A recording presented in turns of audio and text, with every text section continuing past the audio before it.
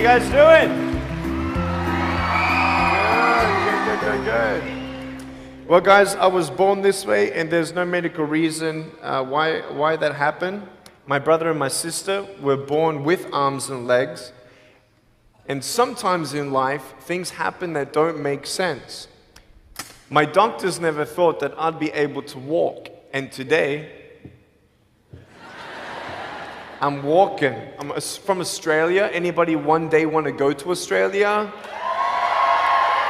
It's such a cool place. And I now live in LA. I'm a Southern California boy. So I only live about 4 hours from here.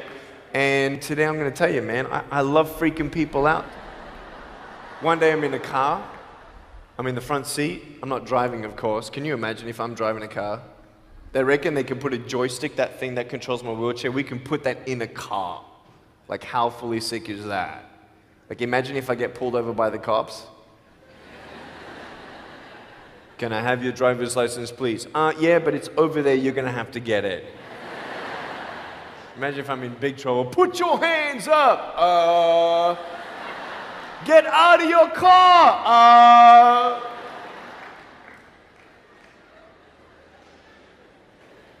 So I'm in the front passenger seat, we're at the traffic lights, and this car comes up next to us, and this girl's looking at me. And I'm looking at her, she's looking at me, I'm looking at her, she's looking at me, I'm looking at her. All she sees is my head, right? She has no idea that I have no arms, no legs. So I'm thinking, cool. I'm gonna freak you out. So I get the seatbelt in my mouth and I loosen it like this so then I can freely move.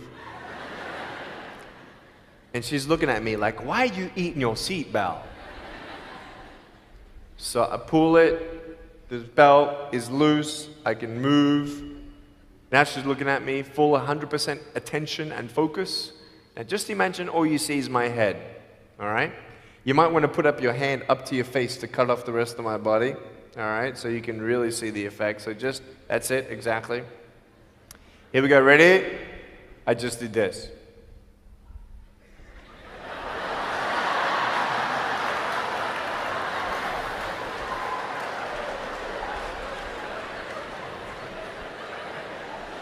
And her face, man, she was like, she nearly ran the red light, man. It was so good. My parents always said, Nick, you don't know what you can achieve until you try it. And the doctors looked at me and said, he's not going to walk, he's not going to go to school, he's not going to do anything in his life. And then my parents, they just loved me like crazy and said, you got to try. Try this, try that, try this, try that. And I'm thinking sometimes like, Mom and Dad, you're crazy, man. I have no arms, no legs. How would I ever be able to do this or do that? But they encouraged me and they loved me. And as human beings, we're waiting for stuff like that. We all want love. Everybody say, love. Very good.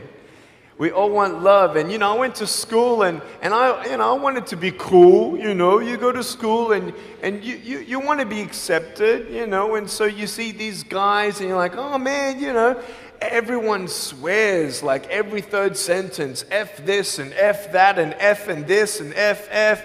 Like what? Like they think they're cool, And so I'm thinking, man, maybe I need to be like them to be cool. And then you compare each other with how we look, and I wish I was smarter, I wish I was taller, I wish I was shorter, I wish I was more popular, I wish I did this, I wish I didn't have that. I wish my life was different. That was me when I was about 8 years old. I looked at myself and I looked at everybody else, and everyone else had more than me. And I'm asking, why? Why me? Have you ever asked the why me questions, but get nowhere? If I had no answers from the doctors, and if I had no answers from my parents, I still have a choice every day in my life to keep going or give up. You see this book up here? This is my favorite book in the whole wide world. This is my favorite book, the Bible. And here I am.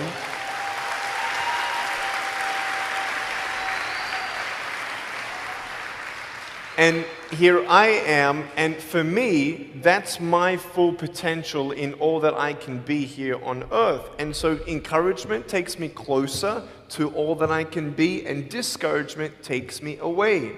You see, it only takes 3 seconds for someone to tease me when I was at school and just say, you're ugly. Yeah, you can't do this and you can't do that. And some of you thinking like, man, seriously? You had kids picking on you? Like, how heartless are those kids? Picking on me with no limbs, like, you would probably say, well, I'm not that bad.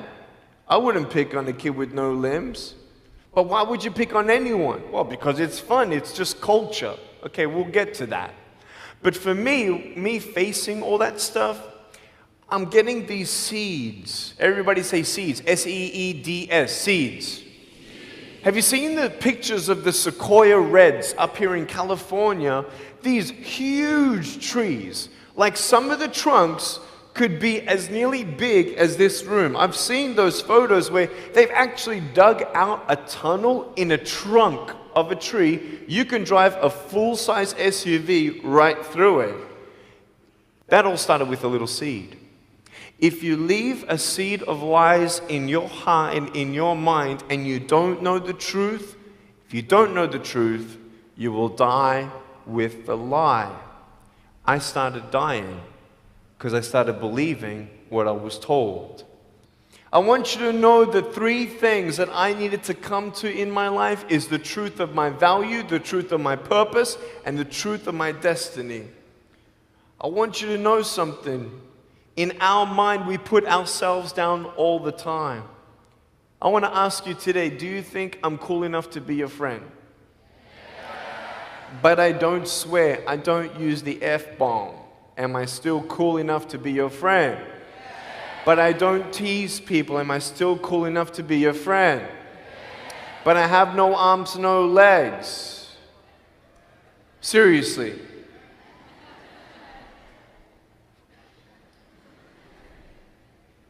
You would be my friend even though I have no arms, no legs. So you're telling me it actually doesn't matter, right? If it actually doesn't matter for how we look, then why do we tease each other for how we look if it actually doesn't matter? Why is it that we look ourselves in the mirror and we see us, well, we're having fun. Oh yeah, man, we're just part of culture, man.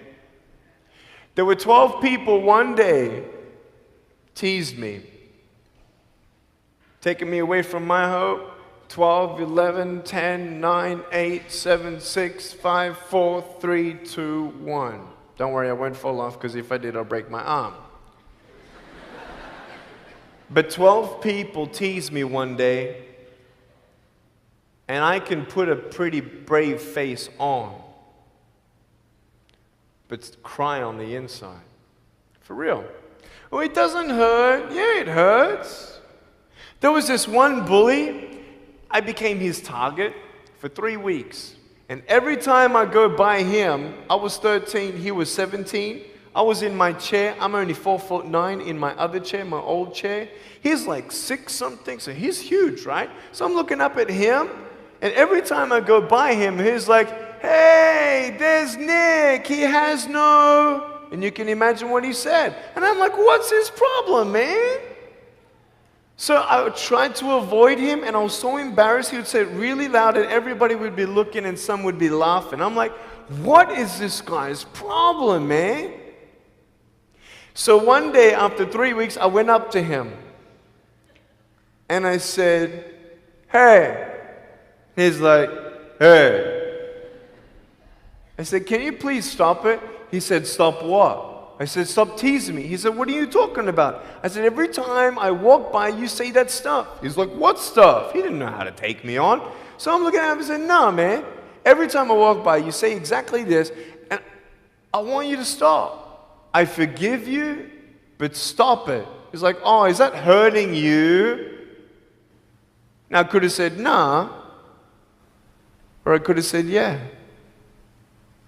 It takes a level of humility to actually say, actually, I don't like that. It's killing me. And I said, yeah, it's hurting me. He said, all right, I'm sorry, man. I was just, playing around. He said, give me a hug. He said, what? I said, give me a hug. He was like, all right.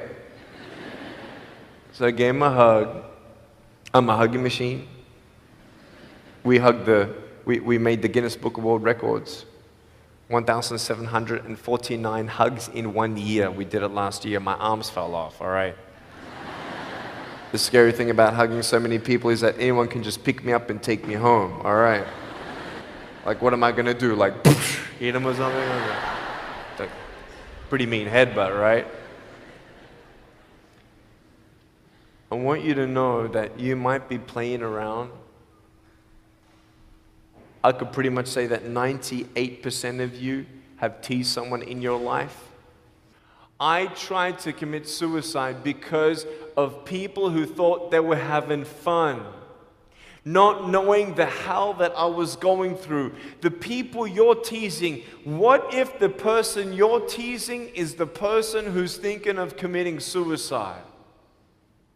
What if the person you're teasing is the one who's tried to commit suicide, who hates their life because of you? You don't know if the person you are teasing is the son or daughter of a drunk at home getting abused. And all they need is someone like you to keep on pushing them this way. We need hope. So find something else to do. Find positive things in your own life. I don't care about how you look. I will never, ever, ever tease you. I will never tease you. I could tease you. I could be tough. People thinking that bullying is tough. It ain't tough. My wheelchair, this is tough. This thing, man. I'll tell you something. You ready? This wheelchair.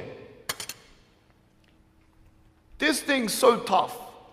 When my friend built this for me, he said, you're gonna love it. I said, what, does it go fast? He said, no, but it's tough. And I said, well, what do you mean? He said, you'll find out.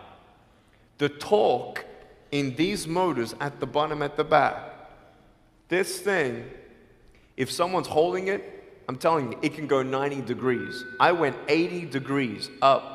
All right? Someone's holding me to make sure I don't tip back. My wife, she loves shopping with me because she just jumps on the back and we go shopping. Like, she just shops and shops because she doesn't drop, right? We just go and do it. It's fun. Now, what I tried one day to do, you'll never believe me, maybe you will, just know that every word that comes out of my mouth is not an exaggeration. One day, I needed to move a car. So I got my wife to put my car, my 66 Chevelle, in neutral. It's a 2.5-ton car, and I backed it back with this thing. Just like this, like nothing. This thing is tough. Guess what? The definition of tough means it's strong. To show your strength, you need to do something that's difficult. I would sound so stupid if I said, hey guys, I got a Matchbox car one day and I got some fishing line and I towed that Matchbox car all around all day. How tough is my BMW? That's stupid. That's the same thing with bullying. You think you're tough? You're trying to show your strength? That's not your strength. Let me come back in 10 years and let me get your anyone have a 3-year-old nephew? Anybody have a 3-year-old nephew? Cool, put your hands down. I will get any one of your 3-year-old nephews, bring them tomorrow night at where I'm speaking, and we're going to put him up on stage, and let me show you how tough I am. We'll get your 3-year-old nephew, and we'll put him up here on the table, and let me tease him. Let me show you how tough I am. That's what you are. I could pick on you, you biggest bullies. I could pick on anything you like. Any singer, Any music that you like, I could tease you. I could tease your family. I could tease your friends. I could tease about the movies that you think are really cool. I could tease anything about you. I could tease you about your nose, your eyes, your teeth, your chin, your hair, your ears, your elbows, your knees, your whatever, man. I can tease you about anything. It ain't hard, just like you can tease me. You want to know what tough is? Go to the people you teased and say sorry. You want to know what tough is? Go up to the people who still tease you and say, hey, stop it. I forgive you, but please stop it. That's tough. I want you to know something, the truth of who you are. I don't care what job you get. I don't care. I don't care how smart you are, everyone. I don't care. I don't care. I love you and I believe in you.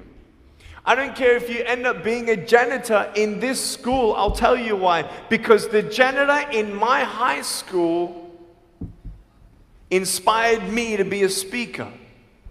He changed my life. He said, you should be a speaker. You know what I said? You're crazy. He said, no, really, you need to be a speaker. I said, stop it, man. 4 months later, he twisted my arm, and I said, yes. I spoke in front of 10 people, then another 10, then another 10, then I found myself in front of 300 sophomore students. And 3 minutes into my speech, half the girls were crying, and one girl in the middle of the room started weeping, and she put up her hand and she said, I'm so sorry, can I come up there and give you a hug? And in front of everybody, she came up and she hugged me and she cried on my shoulder and she whispered in this ear, thank you, thank you, thank you. No one's ever told me that they love me. No one's ever told me that I'm beautiful the way that I am. It was because my parents told me that I was beautiful that I'm still here. Some of you don't have those parents, and that's why I'm here. I love you, and you're beautiful just the way you are. Never, ever give up.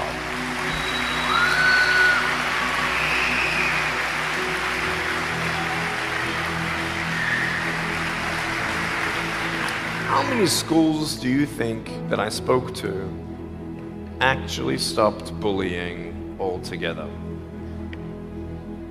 Okay. Whoever said one, you were correct. One school out of 600, I got a letter from the headmaster, and he said, Nick, you forever changed our school, blah, blah, blah. We haven't seen any bullies pick on anybody for 8 months straight.